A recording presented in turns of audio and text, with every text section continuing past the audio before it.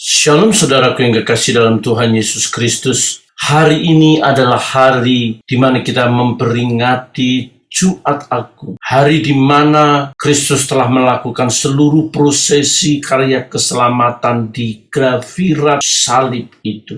Namun sebelumnya kita akan berdoa terlebih dahulu. Bapa kami yang baik, kami bersyukur ketika kami masih boleh mendengar kebenaran firman Tuhan. Hari ini kami diingatkan kembali untuk kami mengingat korban penyaliban di atas Golgota itu, untuk mengingatkan kami betapa mahal karya keselamatan yang Engkau berikan Tuhan. Berbicara kami siap mendengar, dalam nama Yesus kami berdoa, haleluya, amin. Saudaraku yang kekasih dalam Tuhan Yesus Kristus, hari ini kita akan mendengar kebenaran firman Tuhan tentang jendela penyaliban. Kalau saat ini orang-orang Kristen pada umumnya mendengar kata salib itu sudah terbiasa, sudah umum di telinga mereka. Tetapi tidak untuk orang-orang di zaman Perjanjian Baru atau di zaman Yesus. Ketika mereka mendengar kata salib, bulu kuduk mereka berdiri, mereka gemetar, membayangkan peristiwa yang sangat mengerikan. Karena salib itu melambangkan penderitaan, kematian yang sangat menjijikkan. Orang dibantai sedemikian rupa. Di zaman kuno pada waktu itu, orang disalib di tiang-tiang atau di pohon-pohon, di mana orang-orang itu pasti benci dengan orang yang disalib, karena mereka yang disalib adalah orang-orang yang begitu jahat, orang-orang yang tidak disukai masyarakat, para pembunuh, perampok, pemerkosa, mereka yang melakukan begitu banyak kejahatan. Dan orang pada umumnya sangat membenci, sangat dendam dengan orang-orang yang disalib itu. Sehingga mereka boleh memperlakukan apa saja. Kalau orang itu disalib di atas pohon, maka setiap orang yang lewat bisa meludahi, orang yang lewat bisa melempar batu, dan orang yang lewat bisa menusuk dia. Seenaknya saja memang dibiarkan. Orang yang disalib itu sangat menderita, mati secara perlahan-lahan, di mana burung-burung pemakan bangkai hinggap dan kemudian memakan matanya, memakan kulitnya. Saudara, itu sangat mengerikan. Dalam bahasa Inggris, kata salib itu diambil dari bahasa Latin crucifixus, yang memiliki arti menyalibkan atau mengikat. Dalam bahasa Yunani kuno ada dua kata kerja salib. Yang pertama anastauro, yang berarti salib. Atau yang kedua apotumpanizo, yang berarti salibkan di atas papan. Kalau anastauro itu adalah tiang kayu, runcing, tumpul. Sehingga orang yang disalib itu adalah orang yang ditancap seperti sate, ditelanjangin, ditancap di sana. Saudaraku yang kekasih, kita perlu memahami bahwa kengerian salib itu sangat menggetarkan hati. Cicero pernah mengatakan bahwa kulit warga negara Roma tidak boleh menyentuh salib. Jangankan kulit, mendengar saja tidak boleh, menempel di telinga. Telinga ini tidak boleh mendengar kata salib. Apalagi mata penduduk Roma tidak boleh melihat orang yang disalib, karena sangat mengerikan sekali. Oleh sebab itu, mari kita menyadari bahwa dalam Perjanjian Baru ada 3 kata salib. Pertama, stauros, itu diterjemahkan kata salib, berasal dari kata stauro, menyalibkan, dipakai 46 kali. Atau sustauro, menyalibkan bersama, dan 5 kali dipakai di sana. Ada kata anastauro, menyalibkan lagi, hanya muncul 1 kali di Ibrani 6 ayat 6. Ada kata prospeknumi, mengencangkan, menusuk atau menyalibkan, hanya 1 kali dalam Kisah Rasul 2 ayat 23. Saudara, dalam bahasa Inggris kata crucifix ini mengacu kepada sebuah pohon atau konstruksi kayu yang dipakai untuk menggantung para penjahat dalam bentuk eksekusi. Saudara, dalam kasus-kasus tertentu, orang yang disalib itu harus membawa palang salibnya sekitar 45-50 kilo. Beban itu harus dipikul sendiri. Sementara tempat pancang salib itu sudah disiapkan. Semua bobot salib itu kira-kira 135 kilogram.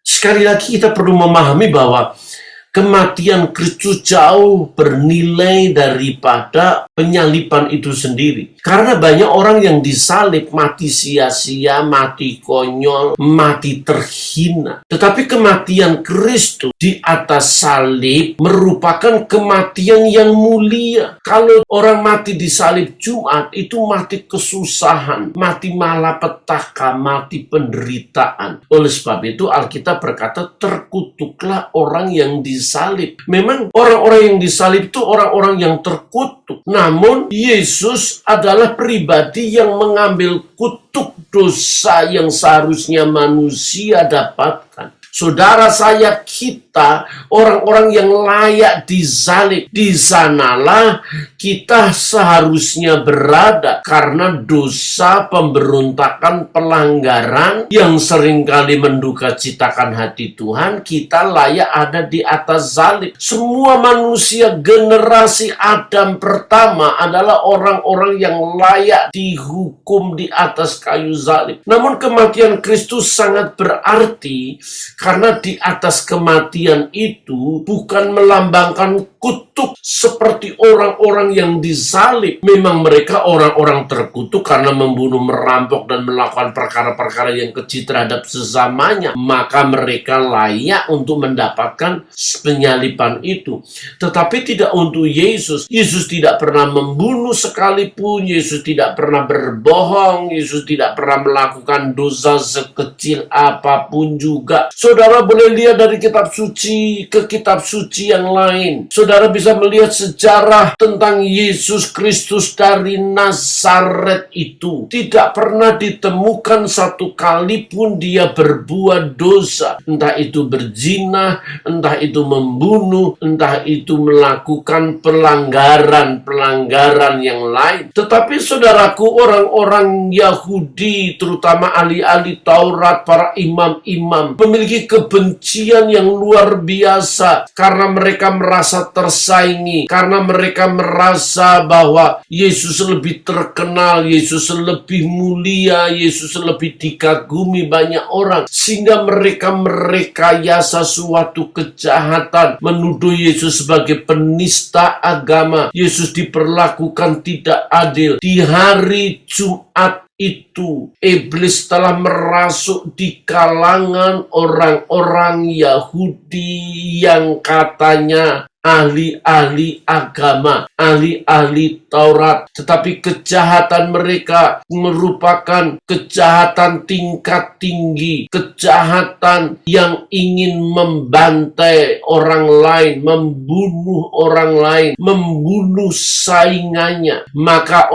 karena niat mereka bersekongkol untuk mereka merekayasa suatu pengadilan agama. Harus melewati 3 pengadilan agama. Pengadilan dibuka jam 5 pagi. Baik Kayafas, imam-imam, baik kelompok Sanhedrin melakukan sidang pengadilan agama. Belum lagi mereka menyerahkan Yesus kepada pengadilan pemerintah Roma, Pontius Pilatus. Dan Pontius Pilatus tidak menemukan kejahatan. Maka Pontius Pilatus mengembalikan di mana Yesus melakukan kejahatan, TKP-nya di mana, dalam pemerintahan Raja Herodes. Dikembalikan ke Herodes, tidak sanggup. Herodes hanya bermain bermain, ingin mempermainkan Yesus, ingin melihat mujizat, mengejek Yesus, dan kemudian mengembalikan kepada Pontius Pilatus. Pontius Pilatus tidak menemukan kesalahan. Pontius Pilatus ingin menunjukkan bahwa orang ini tidak salah. Pontius Pilatus menyerahkan kepada prajuritnya supaya Yesus dianiaya agar orang-orang Farisi, ahli-ahli Taurat, mereka yang belajar agama sejak kecilnya, mereka biar melihat Yesus berlumuran darah, Yesus teraniaya, biar ada rasa belas kasihan. Namun realitas yang ada, kita mengerti bahwa semakin Yesus menderita, semakin Yesus berlumuran darah, orang-orang Farisi tidak punya belas kasihan. Ahli-ahli Taurat malah lebih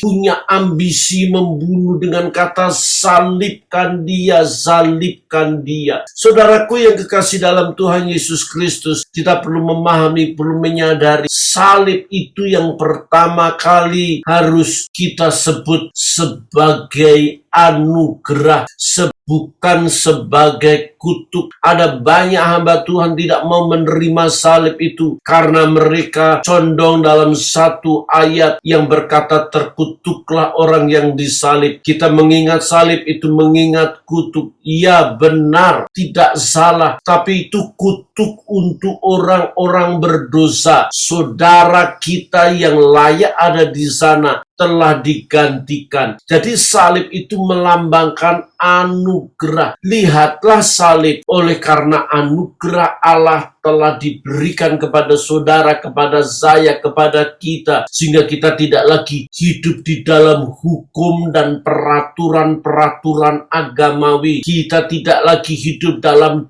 dogma, doktrin, liturgi, dan segudang aturan agamawi supaya kita terjerembab, terikat kepada hukum-hukum itu. Tetapi Yesus Kristus mati di atas salib memberikan anugerah kepada kita. Hukum-hukum yang berat itu biarlah Yesus yang melakukan, Yesus yang menanggungnya, dan seluruh hukum Taurat telah digenapi di dalam dirinya karena dia sudah selesai dengan semuanya.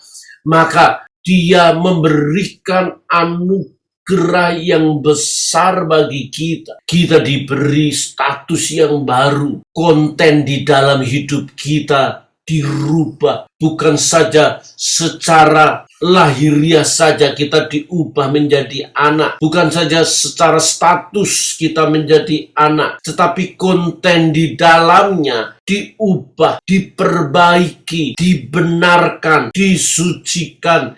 Kita tidak mungkin bisa hidup dalam kapasitas sebagai orang benar. Tetapi kita hidup dibenarkan oleh Allah. Kita tidak mungkin suci karena anugerah penyalipan itu berlaku atas kita. Sehingga dengan berbagai macam status yang diberikan kita sebagai umat Allah, imamat rajani bangsa yang kudus, umat kepunyaan Allah itu, menjadikan kita orang-orang yang hidup di dalam anugerah, tidak hidup di dalam hukum. Tidak lagi ada hukum yang namanya haram dan halal, tetapi kita hidup dalam kebaikan, kebenaran, dan kesempurnaan yang Tuhan berikan bagi kita. Oleh sebab itu, saudaraku yang kekasih, kita perlu bersyukur anugerah Allah berlaku atas kita. Jangan pernah menyia-nyiakan anugerah. Salib bukan lambang kutuk, melainkan lambang anugerah. Terima anugerah itu, terima status itu. Kalau engkau anak, berlakulah engkau sebagai anak Allah, sehingga kita layak menyebut dia sebagai Bapa yang baik. Kalau kita diangkat sebagai umat Allah, jadilah umat yang tahu bagaimana menyembah, bagaimana menyenangkan hati Bapa. Kalau kita diangkat sebagai seorang pemenang, tetap bertahanlah sebagai seorang pemenang. Pertahankan kemenangan yang Yesus berikan kepada kita. Kalau kita dianggap sebagai imamat yang rajani, bangsa yang kudus, umat kepunyaan Allah, biarlah status itu nempel di dalam diri kita, nempel di mata kita, di tangan kita, di kaki kita, sehingga kita memiliki sebuah integritas yang jelas. Oleh karena anugerah itu kita mampu melakukan apa yang Yesus lakukan. Oleh karena anugerah itu kita mampu berbuat apa yang Yesus berbuat. Kita mampu berpikir apa yang Yesus berpikir. Karena kita harus hidup serupa Kristus. Tentu oleh pimpinan Roh Kudus. Surga itu disediakan bagi mereka yang hidup berkarakter Kristus. Saudara-saudaraku yang kekasih dalam Tuhan Yesus Kristus, dalam jendela penyaliban, kita melihat kengerian salib yang luar biasa. Di sana bukan karena kutuk, tetapi di sana kita melihat anugerah besar.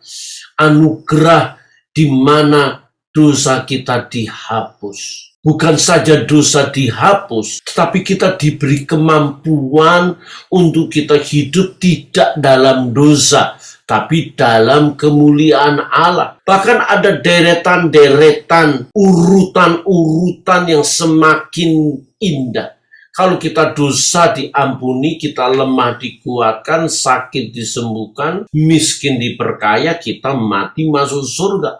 Sudah begitu indah anugerah dan tidak kekurangan apapun juga. Dan saya mengingatkan dosa diampuni, lemah dikuatkan, sakit disembuhkan, miskin diperkaya, mati masuk surga. Itu anugerah yang sangat-sangat sempurna. Yesus tidak hanya menghapus dosa kita, tapi dia memberikan kemampuan untuk kita tidak berdosa. Alkitab jelas mengatakan kebenaran kepada kita. Filipi 1 ayat 6 mengatakan, akan hal ini aku yakin sepenuhnya, yaitu Ia yang memulai pekerjaan yang baik di antara kamu akan meneruskan sampai pada akhirnya pada hari Kristus Yesus. Itu berarti bahwa Yesus yang memulai di dalam diri kita, yang sudah menghapus dan kemudian membayar hutang dosa kita di atas salib. Dalam Kolose 2 ayat 14 jelas disalibkan. Semua dosa-dosa kita sudah dibayar lunas. Kwitansinya sudah ditaruh di atas kayu salib itu. Dan kita menjadi orang-orang yang berbahagia seperti pemazmur katakan. Mazmur 32 ayat 1, berbahagialah orang yang diampuni pelanggarannya, dihapus dosa-dosanya. Saudaraku, luar biasa. Jadi kita tidak hanya menerima penghapusan dosa, pengampunan dosa, tetapi kita diberi kemampuan untuk tidak berdosa. Itu penting bagi kita sekalian.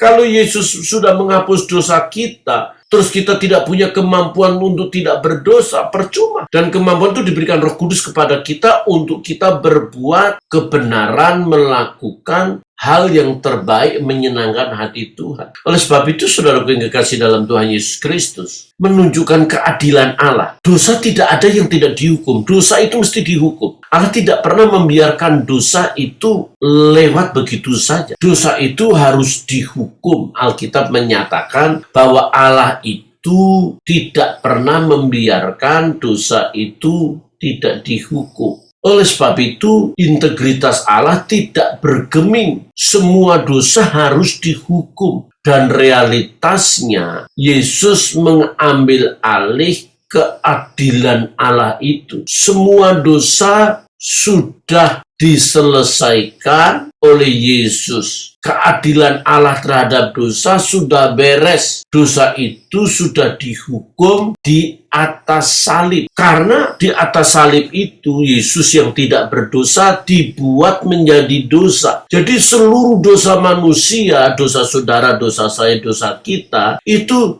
benar-benar orang Jawa bilang itu numplek. Numplek artinya penuh, menguasai, melaminating Yesus Kristus. Di atas salib, Yesus menerima seluruh dosa manusia. Sehingga dia berkata bahwa Allahku, Mengapa engkau meninggalkan aku? Eloi, Eloi, lama sabachthani. Bukankah Alkitab begitu jelas? Mata Allah terlalu suci melihat kelaliman. Di atas salib, Yesus menjadi orang lalim. Yesus menjadi orang jahat. Di atas salib, Yesus menjadi orang terkutuk. Yesus menggantikan pemberontak. Yesus menggantikan kenajisan, dosa, kebobrokan moral. Di atas salib itu, semua sudah diselesaikan oleh Yesus. Karena keadilan Allah menuntut dosa itu mesti dihukum. Dan realitasnya, dosa itu sudah dihukum di atas salib. Saudaraku yang kekasih dalam Tuhan, keadilan Allah tidak bisa dibayar oleh karena agama. Agama tidak mampu membereskan dosa. Agama tidak mampu lunakkan hati Tuhan untuk berbelas kasihan terhadap dosa dan pemberontakan yang pernah dilakukan oleh Adam. Agama tidak mampu, termasuk agama Kristen. Akan banyak orang-orang yang beragama menjadi jahat karena iblis lebih baik, lebih suka merasuk di dalam diri orang-orang yang menamakan diri beragama. Tetapi orang-orang yang beragama, yang kita mengerti bahwa orang-orang Yahudi yang membunuh Yesus melalui tangan Roma, melalui tangan Pilatus. Pilatus sendiri berusaha melepaskan Yesus, tetapi orang-orang Yahudi, tokoh-tokoh agama Yahudi mempermalukan dirinya sendiri. Di abad-abad pertengahan, ketika Jumat Agung, orang-orang Yahudi mereka merasa malu, ada sejarah kelam di mana pembantaian itu dilakukan oleh tokoh-tokoh agamanya. Gereja-gereja Timur Tengah di abad-abad pertengahan, ketika mereka merayakan Jumat Agung, yang mereka doakan adalah orang-orang Yahudi, dosa-dosa masa lalu orang Yahudi supaya mereka diselamatkan. Mereka sudah menganiaya Yesus dan menolak Yesus, dan mereka berdoa untuk orang-orang Yahudi supaya mereka diselamatkan. Jadi saudara, sekali lagi agama, termasuk agama Kristen, tidak akan mampu menghalangi keadilan Allah untuk menghukum saudara dalam dosa saudara. Dan saudaraku, kebajikan, kebaikan, amal, perbuatan tidak juga mampu. Semua kebaikan kita itu bagaikan sampah di mata Tuhan. Atau bahasa Yesaya, seperti kain larah, seperti gombal mukio, orang Jawa bilang. Artinya kotoran, kain yang kotor, nggak ada artinya. Oleh sebab itu, saudaraku yang kekasih dalam Tuhan Yesus Kristus, seluruh prosesi, liturgi, cara-cara beragama model apapun juga tidak akan sanggup menahan hukuman atau keadilan Allah untuk menghukum dosa. Oleh sebab itu, betapa pentingnya untuk kita mengakui, menerima tentang karya Kristus di atas salib. Karena oleh karya Kristus itulah keadilan Allah sudah diselesaikan. Dan Kristus memberikan karyanya itu untuk setiap kita. Untuk itu hargai, hormati. Ada orang bilang bahwa kita ini sudah ditebus, kita ini sudah diselesaikan oleh Kristus. Maka boleh berbuat jahat, boleh berbuat dosa. Karena dosa tidak akan mampu menghalangi kita masuk surga. Oleh karena Kristus telah mati. Kalau kita melakukan hal-hal yang jahat, hal yang dosa, kenajisan, dan perbuatan-perbuatan yang Tuhan tidak berkenan. Ada kata salib dalam bahasa Yunani tadi yang artinya menyalibkan Yesus yang kedua kali. Mari kita jauhi supaya hidup kita tidak menyalibkan Yesus yang kedua kali. Tetapi kita menunjukkan penghargaan kita terhadap keadilan Allah yang telah diselesaikan oleh Yesus. Yakni kita menghargai karya Kristus akan keadilan itu. Biarlah Allah melihat kita bukan melihat dengan murkanya, tetapi Allah melihat kita dengan belas kasihannya. Allah tidak melihat kita dalam kapasitas sebagai sang khalik yang siap menghukum, menghancurkan dan membinasakan orang berdosa.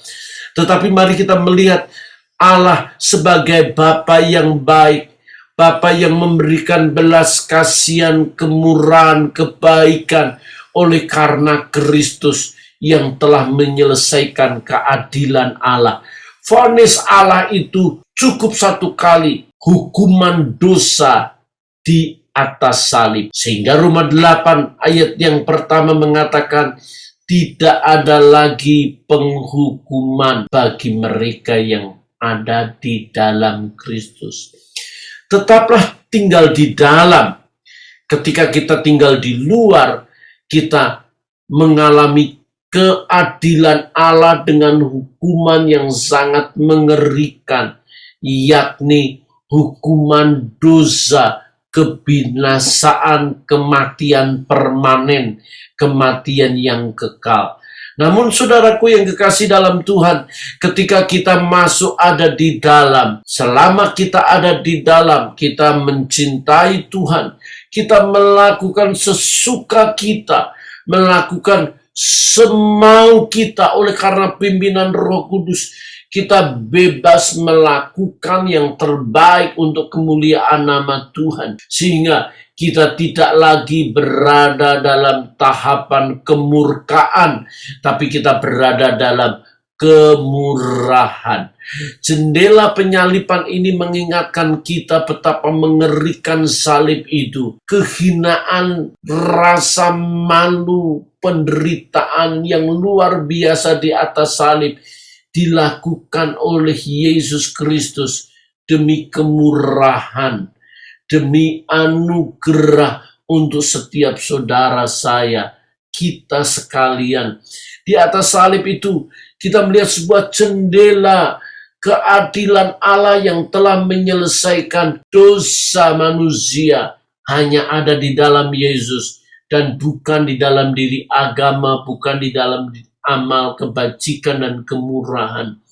Untuk itu siapapun saudara yang mendengar dan melihat kebenaran firman ini, tidak ada artinya agama saudara, tidak ada artinya saudara berjerih lelah melakukan hukum, melakukan begitu banyak kebenaran-kebenaran ketika saudara masih berada dalam kemurkaan keadilan Allah terhadap dosa yang telah manusia lakukan, Adam lakukan, dan saudara merupakan generasi Adam pertama. Namun kita menjadi generasi Adam kedua, kita tidak mati, tetapi kita hidup kekal. Sekali lagi ketika kita percaya Yesus, kita tidak mengalami kematian kekal, tetapi fisik kita boleh mati, tetapi kita hidup kekal di surga. Karena vonis keadilan Allah, dosa kita sudah diselesaikan. Ketika kita tidak mempercayai Dia, kita akan mati 3 kali, yakni kematian rohani, kematian fisik, kematian permanen, yakni kematian kedua, neraka dan kebinasaan kehinaan. Oleh sebab itu saya ingin menawarkan saudara di Jumat Agung ini, mari kita bersungguh-sungguh, kita lebih serius menerima anugerah Allah itu dan kita tinggal di dalam anugerah, melakukan apa yang terbaik yang Tuhan inginkan dan kerjakan buat kita sekalian. Namun saudaraku yang kekasih, kita juga sadar keadilan Allah, kemurkaan Allah itu telah diselesaikan di atas salib. Mari kita juga menghargainya dan kita menaruh hidup kita di dalam. Ketika kita di dalam Kristus, maka kita akan menerima sebuah anugerah berkat rahmat yang telah diberikan kepada kita.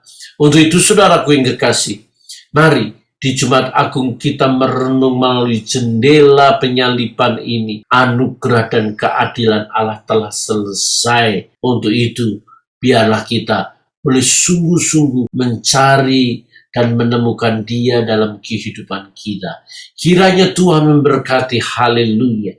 Mari kita berdoa bersama-sama. Bapa yang baik, kami bersyukur di Jumat Agung ini kami telah menerima kebenaran, dan kebenaran itu membebaskan, memulihkan kami, menyadarkan kami bahwa betapa mengerikan salib itu, dan biarlah kami boleh menghargai korban Kristus di atas salib itu untuk kami sungguh-sungguh serius mendekatkan diri, hidup dalam kebenaran, hidup di dalam anugerah yang dahsyat, anugerah yang luar biasa bagi kami.